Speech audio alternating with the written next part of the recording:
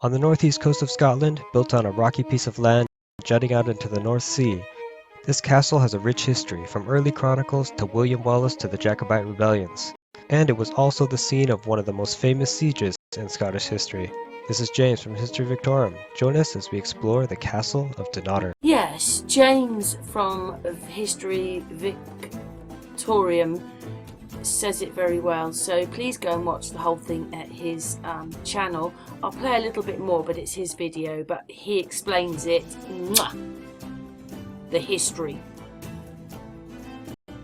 The earliest mention we have of Donnattor is of a church that is said to have been founded by Saint Ninian in the 5th century. The Scottish Chronicle states that King Donald II of Scotland was killed at Donnattor during an attack by Vikings in the year 900, and the fortress there was destroyed. This is probably referring to Donnattor, which is a Pictish fort that was just across the bay. Another account states that in the year 934, King Athelstan of Wessex led an army northward into Scotland and raided as far north as Donnattor. Before the stone castle, Donnattor had a tower and early fortifications of wood and earth, and was used as an administrative center for local government in the 12th and 13th centuries. In the early 13th century, the castle's location inspired the medieval author of Roman de Fergus, a story set in the court of King Arthur, where the hero Fergus sets out to retrieve a shield of invincibility from the tower at Donnattor, which is guarded by a dragon. The region around Donnattor is a mountainous area, and when traveling by land, it's easiest to go around these mountains. The castle is placed at a location where the Grampian Mountains come close to the sea, so the land route from north to south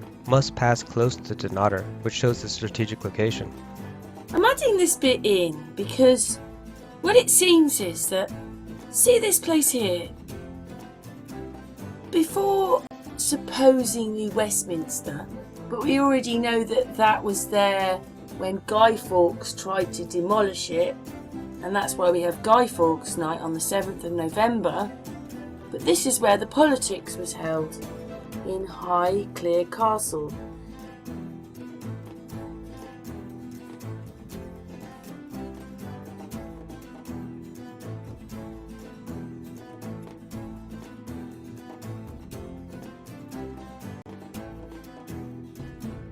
It's kind of probably been downgraded then because it's on the television as something else, and I'm going to play you the video to explain it all about Highclere Castle. But if you imagine the magnificence of this place, if it had all this history, to have all the people working out the politics of this world was sorted out in this building. It's sort of been used as a hospital, it's been on the TV, but you're not really hearing the absolute history. It's now related to a TV programme. Anyway, let's play the video. That bit of the video, should I say. Just before we go on the buildings, this is Highclere Castle, and I'll show you where they used this building. Just for people that didn't know, it's Downton Abbey. Highclere Castle is Downton Abbey in the TV series on BBC. I think it's BBC. Anyway, just thought that you should know that. It's quite amazing actually. Before politics went to London, supposedly this is where the politics happened. Highclere Castle was the place. Yes, it's been a hospital. It's been home to these people. Lady Almina, she actually was a Rothschild, an illegitimate. She was whatever you want to call them. I hate saying all those words, but she was born out of wedlock. But they made sure she had lots of money. Looking quite regal there. Look at that. What a dress. And she was married, just 19 when she married the 5th Earl. Almina was actually the illegitimate daughter of Alfred de Rothschild. She arrived with a stupendous dowry, and the book moves on to uncover many fascinating stories on life, both upstairs and downstairs at the castle during Edwardian times. She attended the funeral of Queen Victoria, the coronation of Edward VII and also other grand royal events. Life changed in 1914 when the First World War broke and Almina rolled up her sleeves, turned Highclere Castle into hospital and began to admit patients coming in from all trenches. The stories of men whose lives and limbs she saved are moving and fascinating and provide an excellent reading companion to the fictional portrayal of the convalescent home in Downton Abbey. The wars were etched in history and eventually the fighting ceased. Many of the staff at Highclere had volunteered, not all of them came back. Lady Carnarvon returned the castle back to the family home and at the end of the Second World War signalled the return to Egypt, and her husband, the 5th Earl of Carnarvon, the book that he found, supposedly Tutankhamun, discovered Tutankhamun in 1922. In 1276, a church was consecrated by Bishop William Wishart of St. Andrews. This church later would be destroyed in a dark story involving William Wallace during the Scottish Wars of Independence. This really does look quite an amazing place. It's built on this, well, when you look at it, the first thing you think is, that looks like an enormous tree stump. That's what it looks like. It does, I have to say, but this community on there, it's sort of in the middle of nowhere now, but in its day it was a thriving place and it has so much history.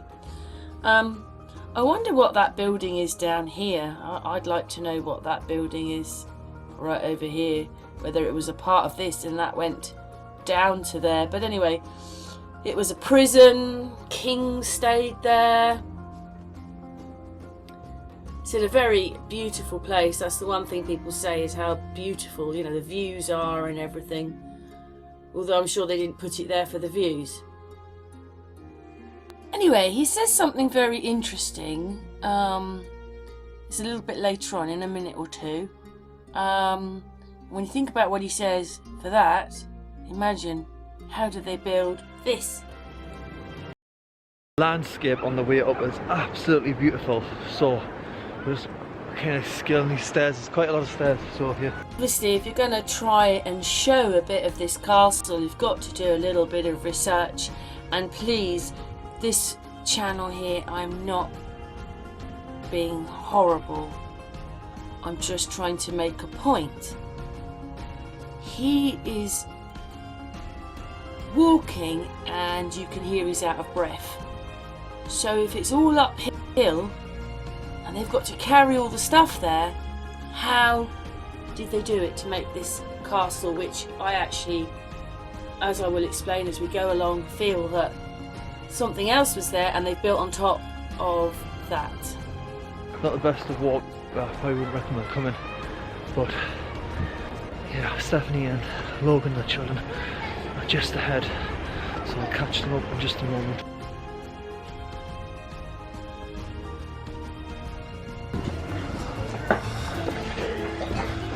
And it really gives off a feel of an ancient castle. It really feels really old.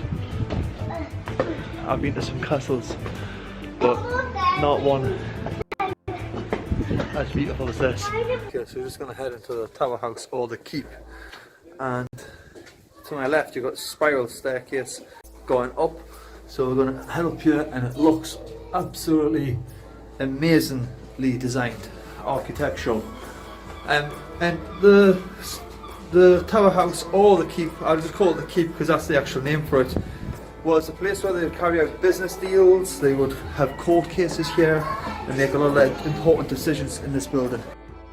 When I was looking this up, they said that first there was a kind of wooden church, I think, in the 5th century. Then it turned into another church, other buildings.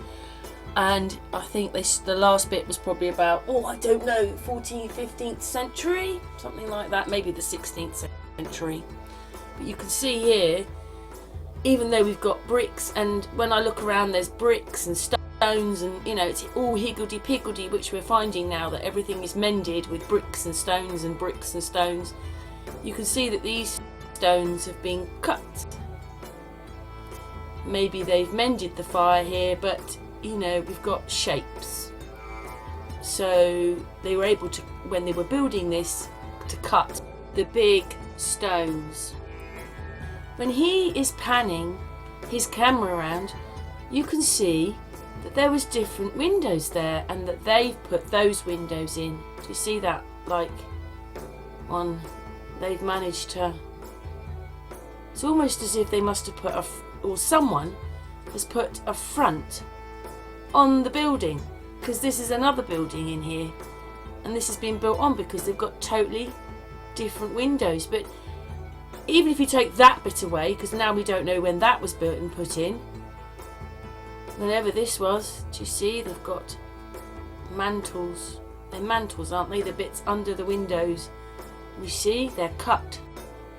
These are cut. So this must be more modern than this, because that is in front of this. But look at the size of the windows that they had. And look, they've been cut.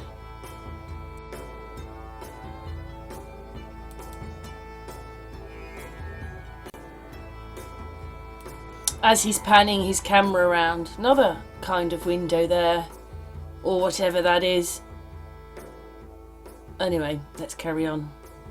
As he was panning round, got to this bit and I thought, I just wondered why this bit, considering how everything is very uniformed, there's this bit stick over the top of this. And then I was thinking, oh yes, they're all stone. Maybe this has definitely been put on afterwards, like a rendering, maybe a mending, or it was them changing history again, because there's a stone building under here. So obviously history, see there's stone to here. So that those stones have been put on like a rendering or something. That's not right, is it? That is under that.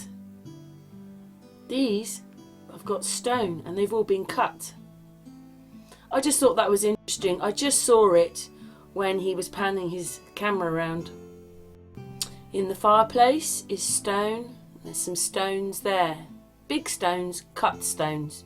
So how did they do that? Just stopping the video there to show you it goes down. Obviously there's a puddle here and he has to jump over the puddle to get in there, but you can see, look, it's even cut down. So they were able to do all this. You know, well, the one thing that lockdown has taught us is that, I suppose, if you don't need it, you don't have it. And when money gets tight, you would be building the simplest way possible. These are all cut. I've said that when these things are built, we had to be affluent to be able to do this. Look. Look at this. Just say the building stopped in the 1600s. How did they do that in the 1600s? Let alone if it was done earlier and has been covered with some rendering to make it look old, but not as old as it really is, because actually the stone, it's all stone and the stone has been cut. How do they do it? Come on. I don't understand, and I actually think it's built on top of another building, which, you know, I'll explain a little bit later on. Yes, there is this little stone renderings everywhere, but in it, look what there is. 1, 2, I mean, look at that. That's a proper shape, cut. Look, these are all cut and are in the fireplace, in the place with all this. Once had a gigantic open fire over here. This is the biggest fire stove I've actually seen in the castle itself, with windows on the top. Yeah, so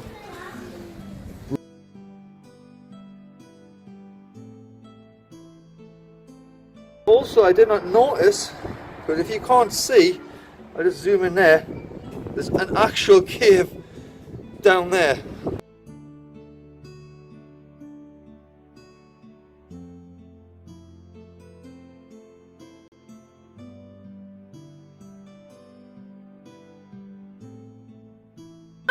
This is the bit that I said, when I said the person says it, this is the bit. Thank you very much to this channel. I hope they don't mind me using a tiny bit of their footage and just showing a bit more. I watched your video, I'm subbed to your channel now. Anyway, thanks very much. Now listen to what he says. This castle actually protected the crown jewels, and the Scottish crown jewels, I think. When the Edinburgh castle was under attack, they moved the crown jewels from Edinburgh all the way up to this castle to keep them safe. So it's quite a drive from Edinburgh up to here. So you could imagine how long it would have taken them to take the crown jewels from Edinburgh up to this castle on horse. So that's a little bit of history. It's always interesting. What it actually looks like is that this was a structure underneath. We'll show you a few more pictures in a minute. And that they built on top of another structure, to be honest. Yes, you have this history and he'll tell you, but you know, round the edges, I mean, that building looks different. It's that building looks different to these. There it is, look, you can see. Do you see on there? This looks like another structure.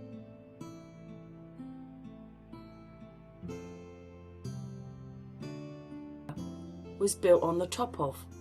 And underneath is something different. Probably goes down. There you go, look at that. Look at the shape of that.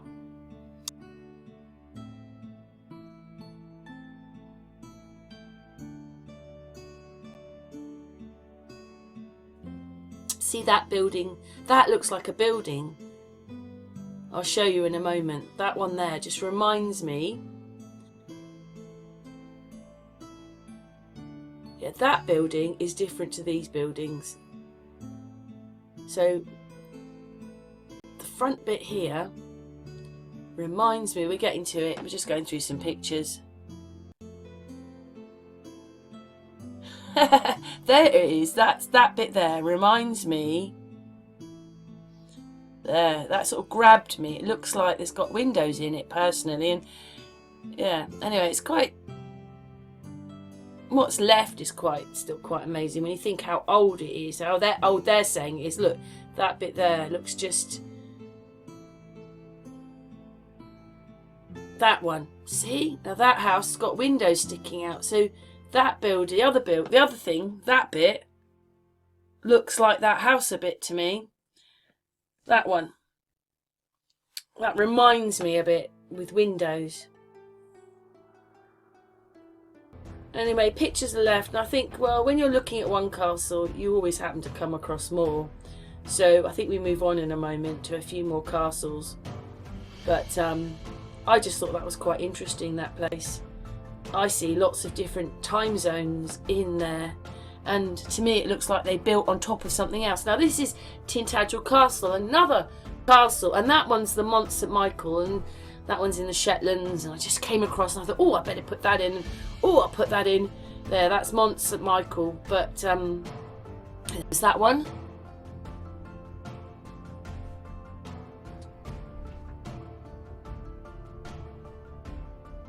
This is Tintagel Castle.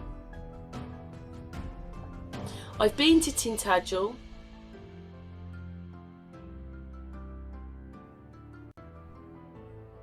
Many moons ago, but this is in France. Did you see the steeple on that church? That was amazing. And this sort of amazing church in there, and the bit, look at that, right in the middle. There's bits there, that. Now that reminds me of Notre Dame, where those bits that stick out, it's got the same things on there.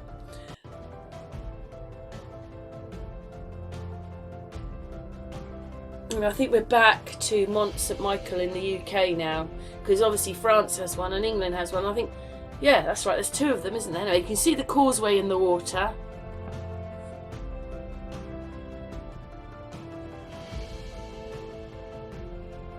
And then what it is I had them all in order, but actually there they are on Facebook in order, but they came through a wonky, so that's why we're a little bit over the place. But anyway, we'll just carry on to a bit of the story that this other channel is going to explain. History Victrum. I was just listening to a little bit. I hope they don't mind me putting... I mean, he was the one that sort of put most of it together. Anyway, let's carry on. According to the poet Blind Harry, who wrote a biography on Wallace called The Wallace, in the late 15th century, William Wallace attacked Donnattor. 4,000 English soldiers were trapped seeking sanctuary, and some were driven off the cliffs while others took refuge in this chapel. Wallace set fire to the chapel and burned alive those inside.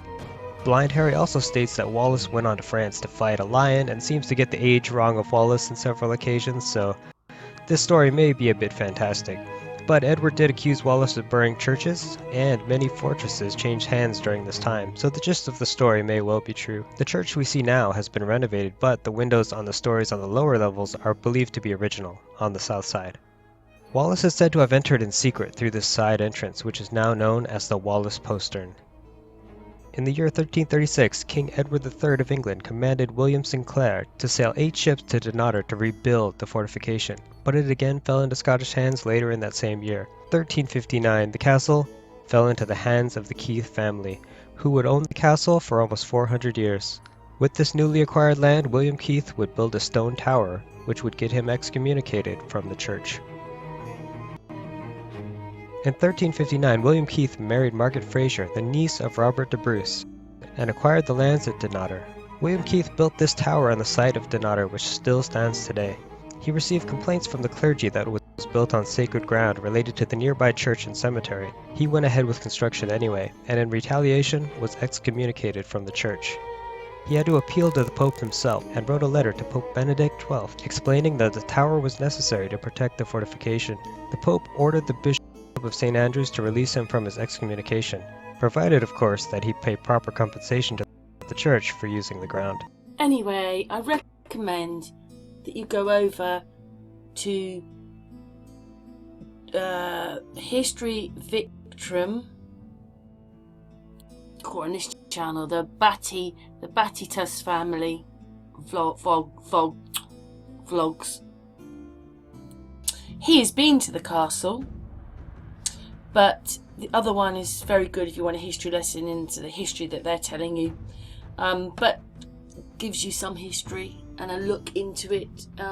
All I see is there's lots of different time periods there, and I think there was something else underneath, and that thing underneath reminds me of, maybe it's a bit like, this was a Paul Cook video, this one. It has a tunnel in. There are in some of the buildings still roofs like that, but I was just, you know, for me, just looks like there's another building and they've built this on top of something else. And what's there, the shape of it, it's all quite amazing, isn't it? This, I just think that had windows in it. This, it's all quite amazing, isn't it? That's from before, I reckon. So, as said, thank you very much to both the channels, and very interesting place, don't you think?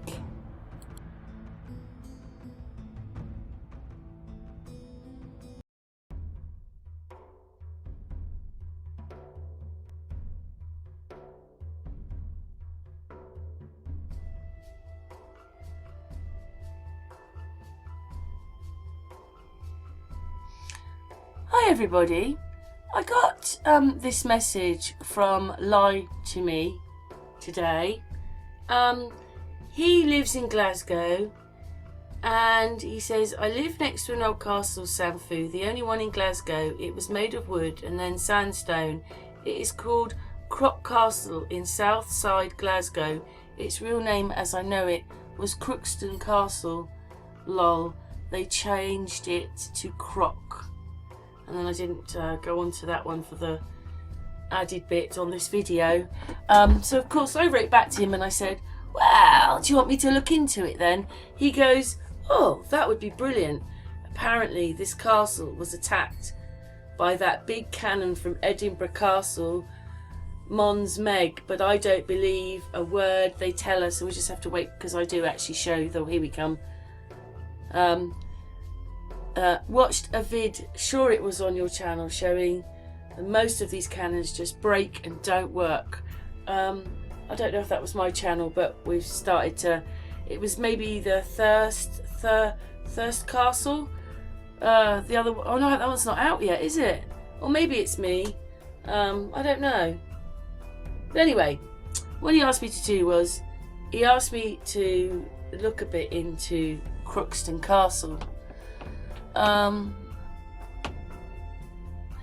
That obviously was another tower. And the shape of it, the whole thing, gatehouse. You know, it reminded me of this one. Okay, on this one, the towers are round, not square. But you can go underneath. There are rooms underneath this castle. And the castle, really, honestly, I promise you, is very, very small.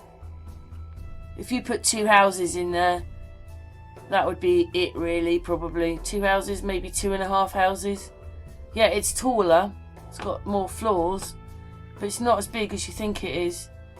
Gary and James will tell you it isn't. But anyway, do you see the shape of that?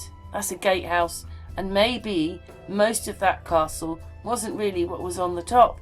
Maybe it's all underground, because in this one you can actually see that at the front. That's where you go down underneath. Anyway, so there you go. Oh, we'll come to it. And how do we know what was on the tops of these towers? I mean, most of the time they take them off. They've taken a lot off Buckingham Palace. You know, all the statues and things, so that we won't realise how magnificent we were. And it's impossible that we could have built it all, so we've got to make it medieval and Dark Ages and everything like that. As I'm not sure if I've said it yet or not, but this is the only medieval castle in Glasgow. But I think what it was is, medieval was Roman Empire, and then they seemed to overthrow the Roman Empire. That would be amazing right now. And so it became the Dark Ages. It doesn't really mean it was the Dark Ages. It just means a time without the Roman Empire.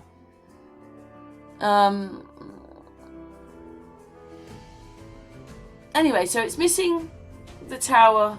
It's missing the tower. So it would have had a tower up. So that is a gatehouse. The only difference is its turrets are square, whereas Donnington, they're round. And in Donnington, I know it goes down. And you see that bit there? Well, we will see it at some point in this video. We'll go back to that. Anyway, a few pictures with some history. If you want to understand what they're telling you more about this castle, there it is, see? You go down. Oh, anyway. Yeah, stop the video and read the words. Look at that. I think we go back to it. Someone else that was very important that stayed here was Mary Queen of Scots, by the way. She married the person who owned the land and owned the castle. Look at the doorways. Look at all those lips down. Like, that's rebuilt, rebuilt, rebuilt, rebuilt. What is that, a cell? Look how small the door is, though. Wow.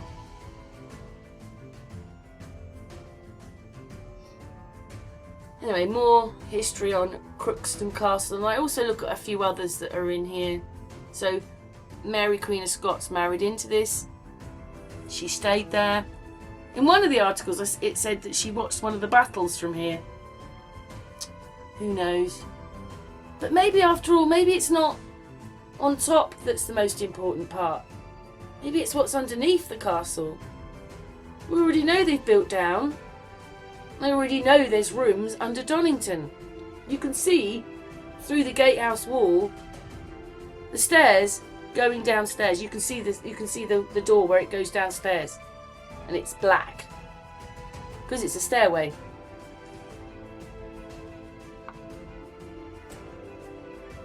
There it is.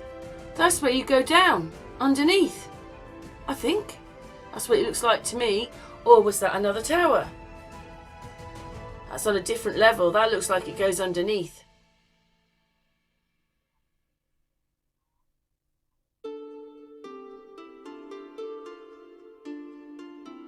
Anyway, a little bit of information. Oh, this is somewhere else. Oh, I'm not. Yeah, this is.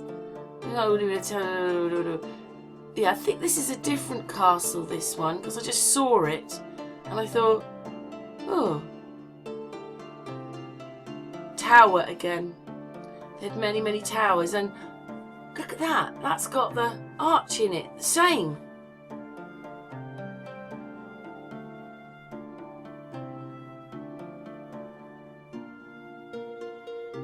Not sure if this is Crookstan, around Crookstan Castle. No, what's this one?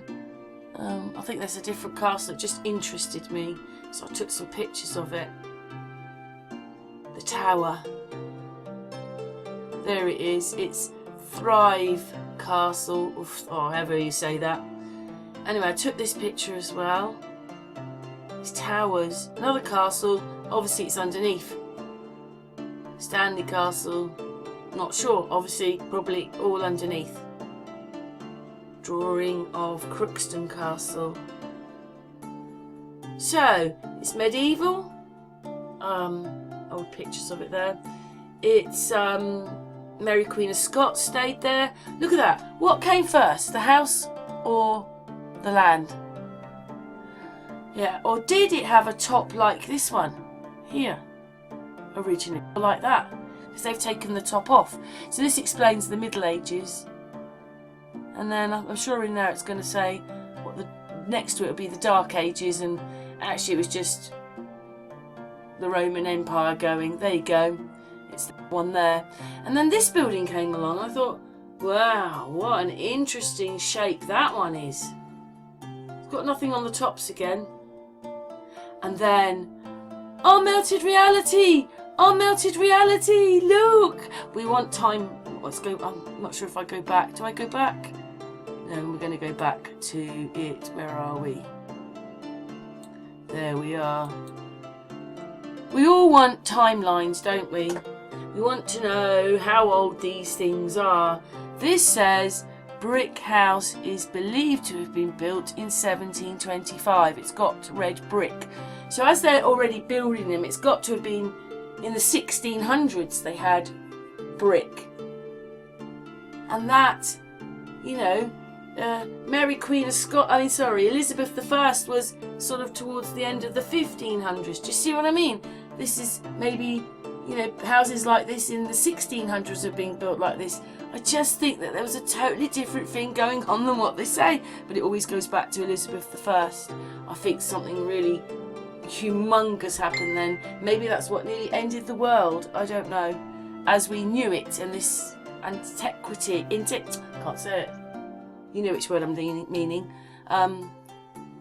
Maybe that was all. Anyway, this house was built in 1725. That's what that's saying. I can't prove it, but that's what it says. But, you know, I know that, you know, I've been obviously keeping up with our melted reality and all the melted brick. But we want to know older anyway. And then castles seem to be more like this, where Marie Wheatley would say that they have a mound in front. And that's what it is. Obviously, Silver Hill is a pyramid, but these are mounds. And I'd say they all look like pyramids to me. Smaller pyramids like the Step Pyramid in Marlborough College. Oops. We've gone back. Oh, it's such fun making a video. Ah, I've gone back to the red brick.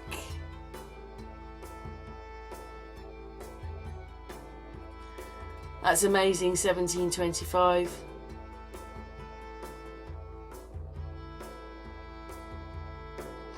Oh, melted reality. Do you see that? Do you see that? Got a date there, 1725.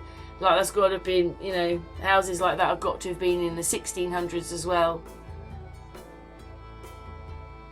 Oh, do we like to find it? But, you know, you can't prove it, but that's a good, yeah. I was really pleased when I saw those words.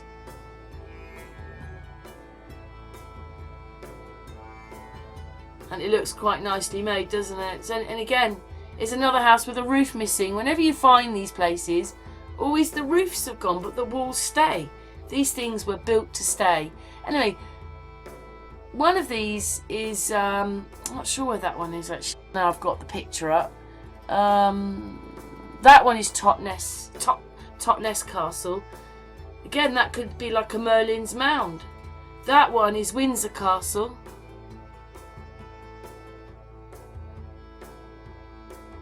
Windsor Castle. That's what it used to look like.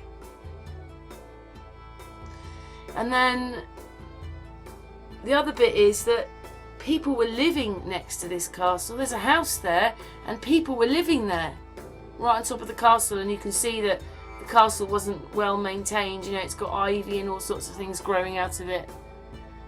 Anyway, a little bit more written history. What's your thoughts on this place? Do you think it goes underneath? It's got history with Mary Queen of Scots. Being medieval. See, there it is there. Look, you go down there to go under the castle.